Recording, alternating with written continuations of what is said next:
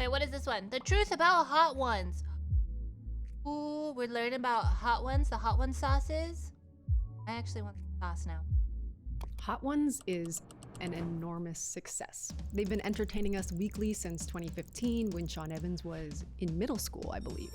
Billions of views, blindingly famous guests, they've been credited with boosting hot sauce sales in multiple continents. And I'm a fan.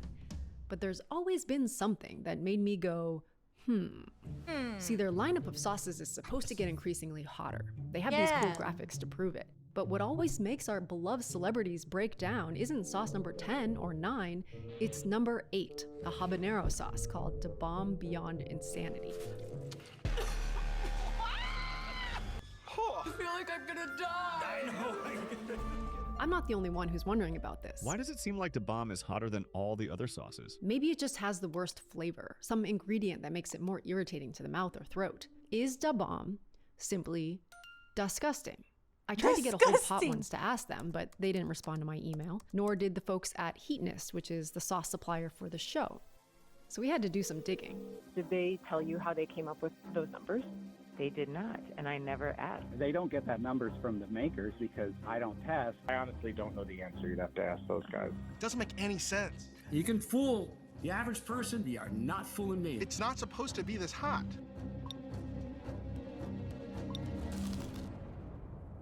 If you're new here, this is a channel where we look into where facts come from. And today we have a special Howtown investigation of Hot Ones and the science of spice. Maybe it's hot, but the other ones, your mind is not processing the pain more. Like your mind just goes numb to it. See. Okay, so the first thing that I did was I made a chart. You know, when in doubt, make a chart. Right. There's the sauce ranking on the x-axis, basically the order that Hot Ones puts them in. And then it's showing how spicy on the y-axis. Right. Then when you add in sauce 9 and sauce 10, you can see like the scale of this. We're talking about... it shoots up incredibly high. So they're saying that number 10 is 20 times hotter than number 8, which is Da Bomb. Right. And I wanted to find out if that was true, but first you've got some deep context for us on what spiciness even is. So to do this kind of investigation, you need an objective unit, and there is one that exists, the Scoville heat unit, which is essentially a way of measuring the concentration of the spicy chemicals found in hot peppers. Capsaicin is the main one, but there are a few different varieties. I wanted to know, like, you know when we watched Kenji's Hot Ones, where he really reacted, I think it was either 7 or 8, but then he didn't really have a high reaction to the last one. This burn is getting hotter! I don't taste anything. Yeah, this isn't bad. I was bracing myself for something good. When did it start getting hot? So it was really confusing when we were watching it. I was like, why isn't he like having such a severe reaction to the last one compared to the ones prior? It's the same thing for almost every person. Yeah, and I'm like, what? Are they just numb to it now? Can they just not taste it anymore because their taste buds just died? These molecules act on these receptors that are found all over our bodies. When they get over 43 degrees Celsius, they let in a bunch of calcium ions, which starts the signal cascade that tells the brain it's uncomfortably hot. But weirdly, if capsaicin binds to this channel, it sends the exact same signal. It's tricking our brains into thinking there's painful heat where there is none. Oh! Oh! It's pretty weird that peppers put this irritant in their fruit. After all, fruit is supposed to be tempting. It's basically a bribe. I'll give you this little package of sugar and vitamins if you help disperse my seeds. Why would peppers make their fruit unpleasant to eat? This was the question that I sort of got sidetracked by while you were working on this Hot Ones investigation. So if you'll indulge me, I want to go down this rabbit hole. There are a couple studies that try to answer the question, why are peppers spicy in the first place? The first study came out in 2001, and it focused... Well, some people handle spices differently, right? Is it because you grew up around it? For me, habaneros have that delicious spicy kick to it. I'm already like freaking salivating at the mouth thinking of habaneros. But somebody else will think they are extremely hot and they can't handle it. Like, do those peppers just not work on certain types of people? Or do those people have certain genetics where they can handle spice differently? focused on some wild chili peppers found in southern Arizona on the slopes of this mountain.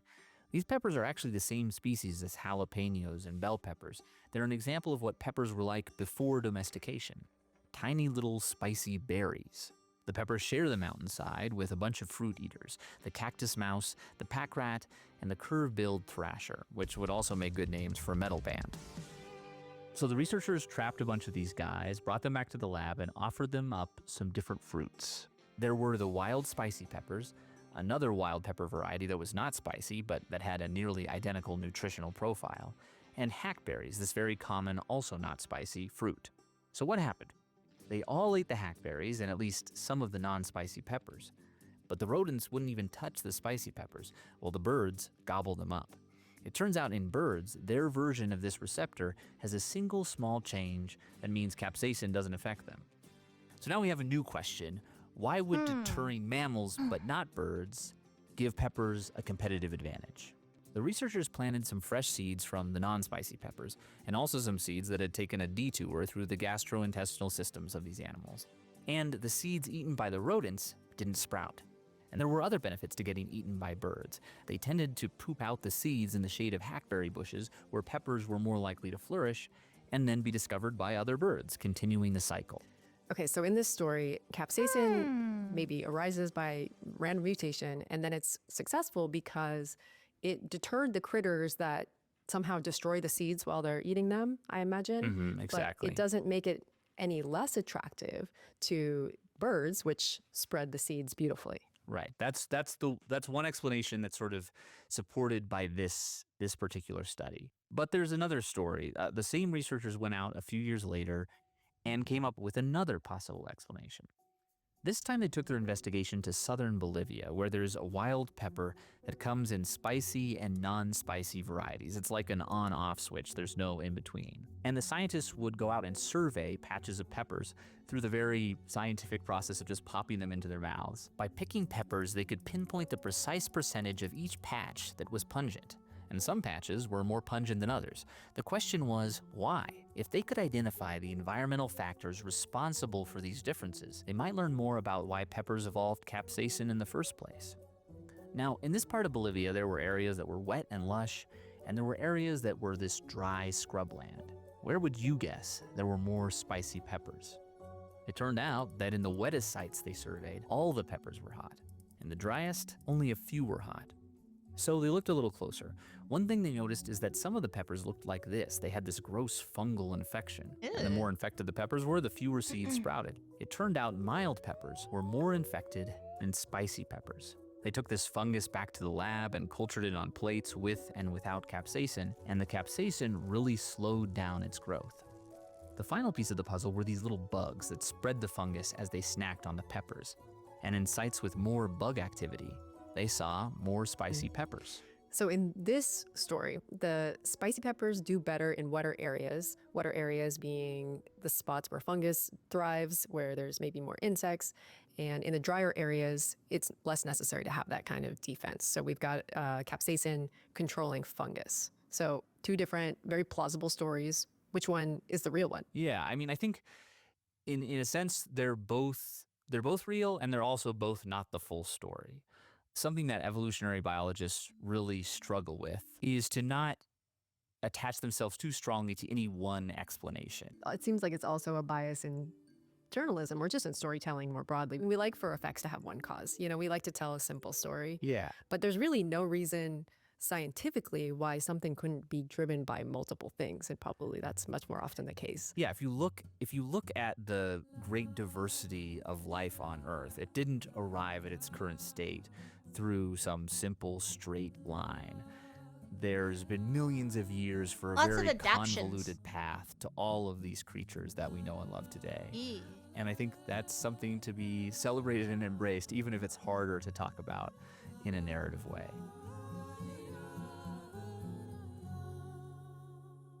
That montage that you just saw, I got all those clips from today's sponsor, Storyblocks. Storyblocks, of course, is the stock media library where you sign up. You pay one price, you get unlimited downloads, footage, music, sound effects, After Effects templates, all that good stuff. And you can get started with your own unlimited media downloads by going to what's the URL? That would be storyblocks.com/Howtown. Howtown. Or click the link in the description. Okay, back to our investigation. Remember, we wanted to find out where these numbers come from. And our search routed us through a peculiar subculture of mammals who are not at all deterred by capsaicin. In fact, they're obsessed with it. I like hot peppers. What does it mean to be a chili head? I grow them in my front. Everyone is obsessive about their love for chilies. I have the original Primatali. Trinidad Moruga Scorpion. This is Borgnine mustard. 7-pot Primo. The Sugar Rush Stripey Pepper. This right here is the chemical formula for capsaicin. It was cool because it looks like Johnny. Doesn't it almost spell J-O-H-N-N-Y? Johnny Scoville is a YouTuber who reviews chilies and sauces on his channel. That smells so good. To me, if you're passionate, I'm I don't like care if it's a bell pepper. salivating. If you're passionate about that bell pepper, you're a chili head to me. These pepper influencers get their peppers from growers who invent new varieties by cross-pollinating plants. And the most famous pepper breeder is Smokin' Ed Curry, owner of the Pucker Butt Pepper Company in Fort Mill, South Carolina. I'm Smokin' Ed Curry, The Michael Jordan of hot chilies. Eating fresh peppers is not for the faint-hearted, but for me, it's just like candy. Smokin' Ed doesn't hang out on the Chili Head forum, so he kind of took everybody by surprise when he announced his Carolina Reaper. It was recognized by the Guinness World Records, and that made it the king of the super hots, which are these peppers that are selectively bred for extreme levels of capsaicin. That gets competitive. The era of the superhots began a couple of decades ago, and ever since then, there have been accusations of seed stealing, pepper doping, competing claims for hottest pepper. But then, in 2017, Smokin' Ed announced a pepper that's so hot, it kind of shut up the old arguments and started all new ones. It's called Pepper X. It's this yellowish green pod that Ed says is twice as hot as the Carolina Reaper, but he wouldn't let the other chili heads try it. And he told the Associated Press that no seeds would be released because everyone else had made money off the Reaper. Instead, the only way to actually try Pepper X was by buying a Hot Ones official sauce called The Last Dab. He's the creator of Pepper X, the creator of The Last Dab. Since then, Smokin' Ed has partnered with Hot Ones to make 3 other Last Dab sauces with Pepper X. They've all been featured in the number 10 spot on the lineup for the show. But the secrecy around the pepper has really fueled some skepticism among the chili heads. It's the Bigfoot of peppers. Seeds are not released. Pods and powders not released. Behind closed doors, multiple vaults around that pepper. And this is what Smokin' Ed said about the first Pepper X sauce when it first came out. The Scoville heat units for the sauce is just over 2.4 million on our first test, but the pepper's coming in at 3.18 million. So we're playing with fire over here. We're playing with fire. Okay, so way up there. And then last year, the Guinness World Records announced that Pepper X was officially the hottest pepper at 2.69 million Scoville. Okay, 2.69 mil. Well, maybe we should explain now exactly what a Scoville heat unit is. Yeah, let's get into the scale. The scale is. Where did this come from? Great. Right. Wilbur Scoville was this renowned pharmacist who he won all kinds of pharmacy awards. He edited a pharmacy magazine called The Spatula. And he was eventually hired by the Pfizer of his time, Park Davis and Company, who had this fancy lab in Detroit. They were working on a topical ointment for aches and pains. And like many ointments of that time, it used capsicum, pepper extract, as an active ingredient. And there's actually some science behind this. When your body encounters capsaicin, it tends to turn down the sensitivity of that pain pathway, sometimes by just pulling those receptors off your cell membranes. And so over time, you develop tolerance to spicy food. And these ointments were taking advantage of that feedback loop. But the problem that these ointment makers had is... okay, now I get it. Why some people can do spicy food like crazy, especially if they grew up eating a lot of spicy food.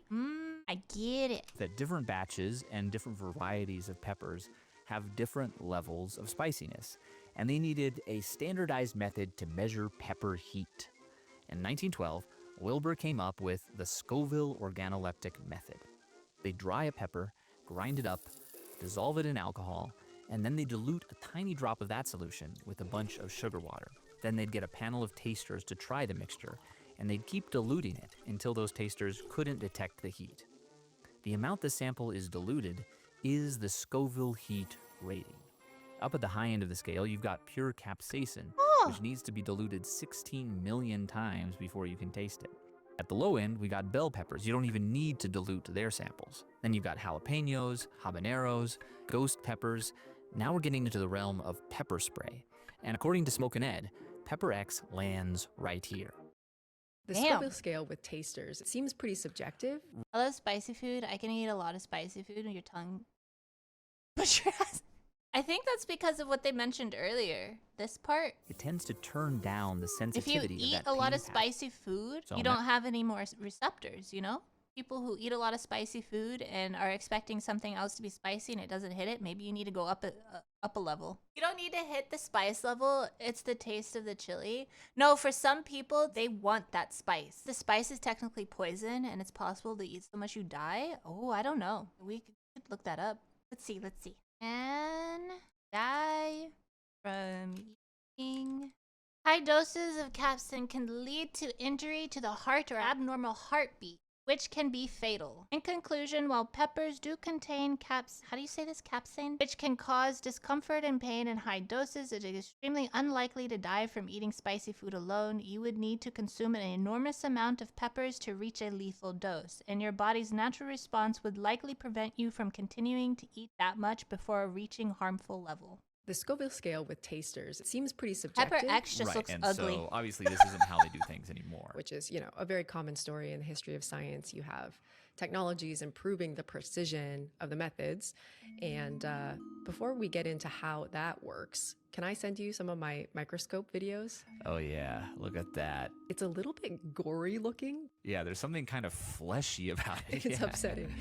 Yeah. And the reason I wanted to look inside it is because I had heard from the chili heads that you can actually see the capsaicin at this level of heat. This is like not the juice of a jalapeno that when you cut in, it's like actually looks, oily. That's capsaicin. It's hydrophobic, which is why water notoriously does not help when you eat something that's too spicy, and that's why you really need fat. And that waxy texture is also the key to understanding how they can measure spiciness objectively in a chemistry lab. It's a method called high-performance liquid chromatography. The pepper extract sample goes into a column that's packed with hydrophobic particles that attract capsaicin. The different capsaicinoids are attracted to this column to different degrees, so as the sample moves through, it separates. And then as it leaves the column, it passes through a detector that uses a specific wavelength of light that's absorbed by capsaicinoids. And that detector puts out a chromatogram with these spikes representing the concentrations of each capsaicinoid, which they can then convert to Scoville heat units. Now, Smokin' Ed works with a chemistry professor at a school nearby called Winthrop University. For more than 15 years, they've had students testing pucker butt peppers as part of their studies. And they put out this report as evidence for Pepper X's Guinness World Record. And it follows the standard methods, except instead of testing a sample that's made up of a bunch of peppers, they tested individual pepper pods. So some of the chili heads would like to see Pepper X tested again in an industry lab. I would love to see independent testing. Let people peer review. Third party verified and tested. If your pepper is that hot, and that's what the world wants to know, just go third-party test it, man. How hard is that? They were doing these tests on peppers, samples of peppers, but I assume you could just throw some sauce in there and get some results as well, right? Yes, you can test hot sauces with HPLC, but I don't think that that's what Hot Ones was doing to get their numbers. And the reason is this.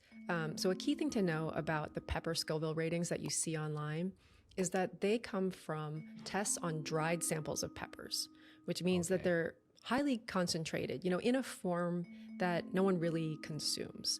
If you are testing a fresh pepper, you're talking about something that's maybe 80% water. Right, it's diluted. And then when you go into a sauce, it's even more diluted, which is how we know that the rating that Hot Ones has for the last dab has to be wrong. Because the last dab has the same exact Scoville rating as just Pepper X. They basically took Pepper X's Scoville rating and slapped it on this bottle. That seems to be what they did. And the YouTuber that I talked to thinks that this kind of exaggeration is actually risky. Here's why it's a scary thing. If somebody tries that, you know what they're going to go? They go, I can eat 2.4 million Scoville helix, and somebody's going to have something called a tincture, which is a drop of stuff, and that comes in really, really hot. they're going to have a horrible experience if that's the case. So people, it sets people up. To me, it's dangerous. You got to be careful. Now, all along, I'd been texting Smoke and Ed, trying to set up an interview, and eventually, he was kind enough to sit down and answer my questions. Hot sauce brands don't seem to use the Scoville scale in their own marketing so much, but it does show up on the show. And so I'm curious, do you have to provide those numbers to Hot Ones, or are they doing their own testing or estimations? Those numbers are based on the peppers that are going into the sauces. Okay. Nobody they lying about uses spice? Scoville on their bottles because everyone who makes bottle knows about the dilution factors that go in there.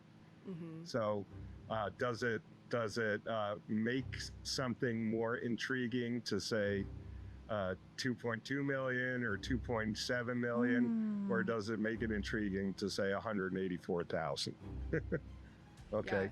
The general public doesn't understand science, so they put things out in general terms. Okay. Sure. So there you have it. It's not about the science, it's about selling hot sauce, which, fair enough, right? But Scoville units are a real thing that can be measured in a lab for about $60 a sauce. So we shipped the latest Hot Ones lineup off for testing and confirmed that they are indeed in the wrong order. Now, ideally, you would want to test each sauce more than once, but we don't have that kind of money. So with that caveat, here are the lab-tested Scoville levels for the current Hot Ones lineup. Okay, classic hot sauce. Okay, baby. Baby.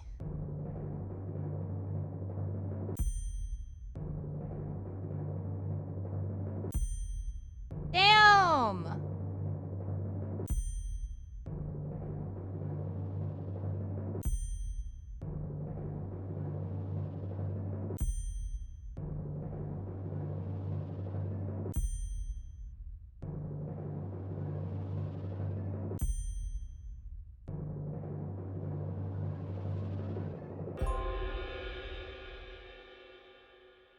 With one exception, all of the sauces are less pungent than they're portrayed, and Da Bomb has more than twice the capsaicin by volume than the last dab.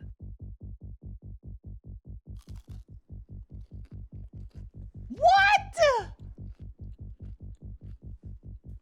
Oh my god.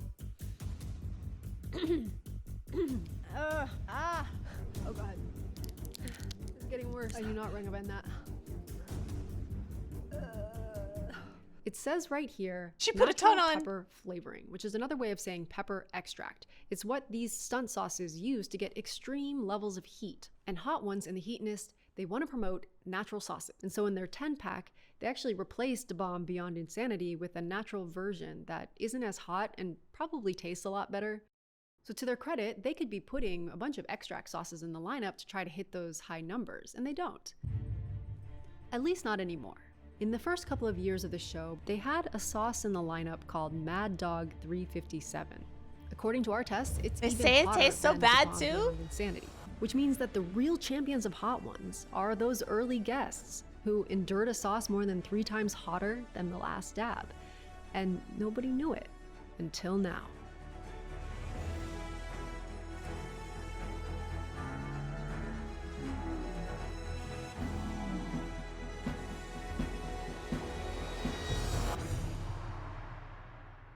Dang! We were able to pay for these tests thanks to our Patreon members and support from the Alfred P. Sloan Foundation What? in association with Caught in the Sloan 4K! Foundation